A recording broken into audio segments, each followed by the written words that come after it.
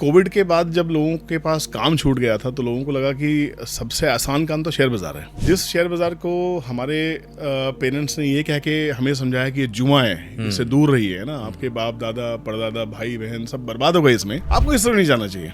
हमने 1992 स्कैम सुना, हम लोगों ने, हमने केतन पारेख स्कैम सुना, हमने टाइम टू टाइम ऐसे ऐसे स्कैम सुनते आए हैं। ऐसे बहुत सारे चैनल्स भी हैं डेडिकेटेड यूट्यूब के ऊपर में जो बहुत सारे स्कैम्स के ऊपर बात करते आ रहे हैं। जी। कहानी क्या है कि जो इस बाजार में टिकेगा वो जो कंटिन्यूअस लर्निंग है। ये बाजार किसी स्ट्रेटेजी का नाम नहीं है कि कोई मूविंग एवरेज के ऊपर खरीद लो, मूविंग एवरेज के नीचे बेच दो, या आपने एक दो इंडिकेटर्स लगाए, आपने काम कर लिया। ये उस चीज का काम नहीं है। जितने भी सक्सेसफुल बिजनेसमैन हैं, बिजनेसमैन कहूँगा, शेयर बाजार एक बिजनेस है। क्यों है? क्योंकि आप देखिए, दुनिया की कोई भी कंपनी है, सब शेयर बाजार मार्केट में लिस्टेड है।